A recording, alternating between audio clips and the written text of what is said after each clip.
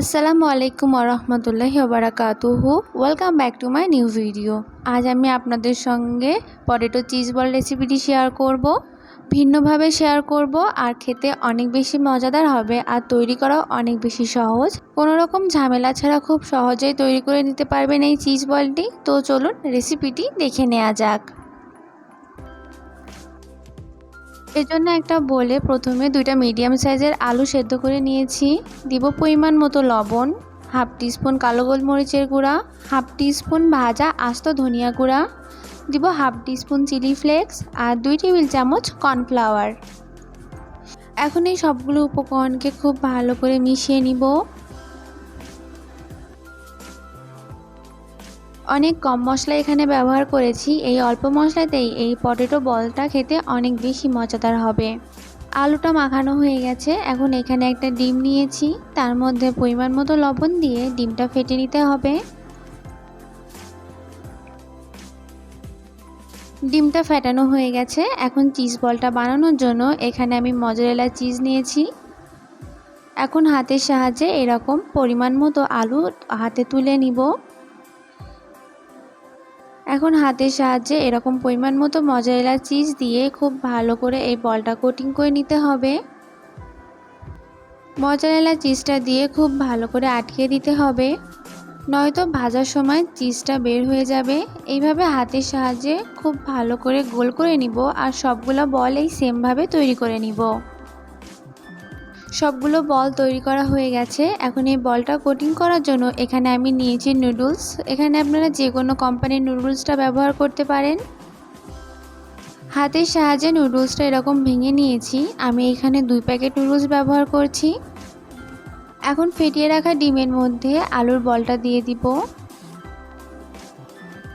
দিয়ে খুব ভালো করে ডিমের সঙ্গে একবার মিশিয়ে নিয়ে ভেঙে রাখা নুডলসের টুকরার মধ্যে এটা দিয়ে খুব ভালো করে কোটিং করে নিতে হবে।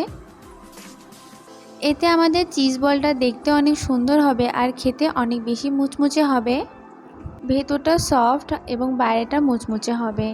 এই সেমভাবে আমি বাকি সবগুলো বল তৈরি করে নিব।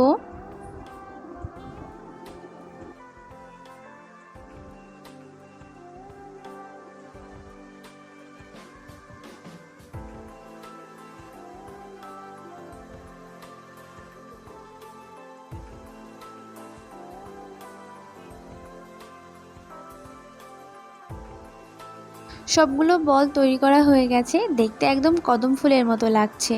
এখন এই বলগুলোকে ভেজে নিব। এর জন্য মিডিয়াম হাই হিটে তেল গরম করে নিয়েছি এবং সবগুলো পটেটো চিজ বল এর মধ্যে দিয়ে ভেজে নিব।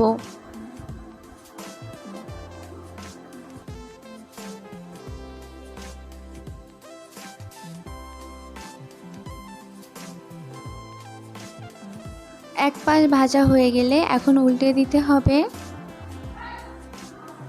আর এইভাবে উল্টে পাল্টিয়ে সবগুলো চিজ বল ভেজে নিব।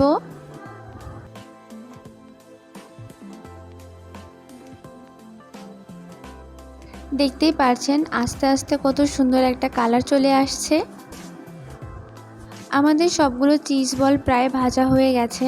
এইভাবে গোল্ডেন ব্রাউন কালার চলে আসলে এই চিজ বলগুলোকে উঠিয়ে নিব।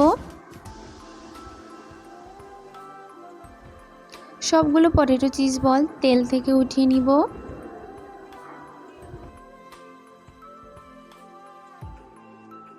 সবগুলো চিজ বল তেল থেকে উঠিয়ে নিয়েছি। দেখতেই পাচ্ছেন দেখতে কতটা সুন্দর লাগছে, মাশাআল্লাহ।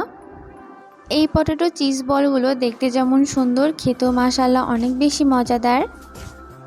আর বাচ্চারা তো এই ধরনের নাস্তা অনেক বেশি পছন্দ করে। আপনারা চাইলে এই রেসিপিটি বাসায় একবার ট্রাই করতে পারেন। আশা করি আপনাদের কাছে ভালো লাগবে। দেখা হবে নতুন আরেকটি ভিডিওতে। আল্লাহ হাফেজ।